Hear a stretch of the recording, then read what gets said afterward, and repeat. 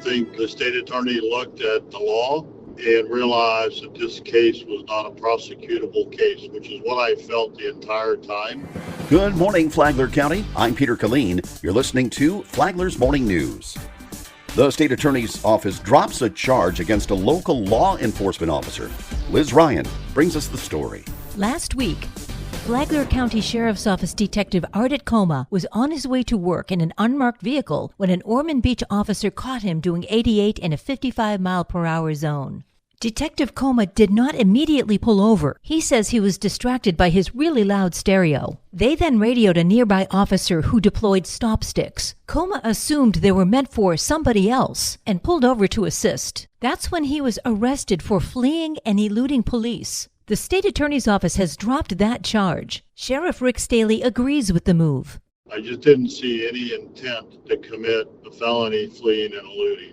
Some say Coma is getting special treatment because he's law enforcement. Sheriff Staley says it's the other way around. Well, I think he got arrested because he was a law enforcement officer, because they didn't want to show any sympathy. I'm not going to stop them from having their opinion, but I think the average citizen would have never been arrested. They would have been given a ticket and let go. And he's back on the force. He is reinstated, but assigned to administrative duties with no law enforcement power until the internal is done. But not off the hook. He will face penalties for his driving behavior that will certainly be much harsher than the average citizen. From the WNZF Newsroom, I'm Liz Ryan. This local news is a service of Flagler County's Toyota dealer, Beaver Toyota in St. Augustine, conveniently located right off I-95 at exit 311. This is no cost to our residents, and they can sign up and take the class, and we definitely encourage our residents to come out. Flagler County is offering to teach you a skill set that could save a life. Flagler County Emergency Management Director Jonathan Lord says Community Emergency Response Team training will begin afternoons on January 13th. CERT, which stands for Community Emergency Response Team, is actually a nationally standard class that we teach here in Flagler County through the Emergency Operations Center. It's a great partnership we have with Flagler Volunteer Services, and it's open to anybody who lives in Flagler County. What do you learn? This class teaches basic disaster skills. You cover things like fire safety, light search and rescue, how to organize neighborhood teams, basic first aid, terrorism, and how to react to that, and disaster psychology.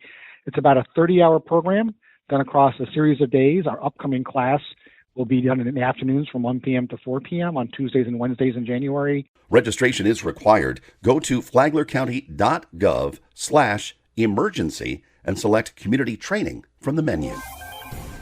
Palm Coast's new city manager shares his envisioned role in determining the city's future tax rates.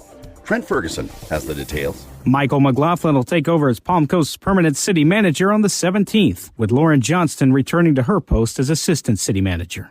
While City Council makes the final decision on the city's tax rate each year, he'll do everything he can to keep it as low as possible. I am a fiscal conservative, and I take every single penny very seriously. That stewardship, that fiduciary responsibility is very important to me. He believes transparency is the catalyst for the city's overall success, and he'll weigh in on tax-related concerns when he feels the need to. I'm capable and believe in being able to be professional, be honest enough to let council know, okay, we are at a point where we're going to have to either raise taxes or we're going to have to either cut, things that we want to do. You can hear his full interview on the Free for All Friday podcast found on the Flagler radio app. Here are some other stories the news team is working on. A 150-acre Bulow Creek addition to the Flagler County Blueway project is advancing, and a reckless driver was charged in a school zone incident. These stories and more later this week. From the WNZF Newsroom, I'm Trent Ferguson. The professional women of Flagler County had their annual gala at the Hilton Garden Inn. They awarded $30,000 in grants. President Vanessa Cole has advice for those who may want to apply for a grant next year. The more that we see that you're involved in the community and helping give back,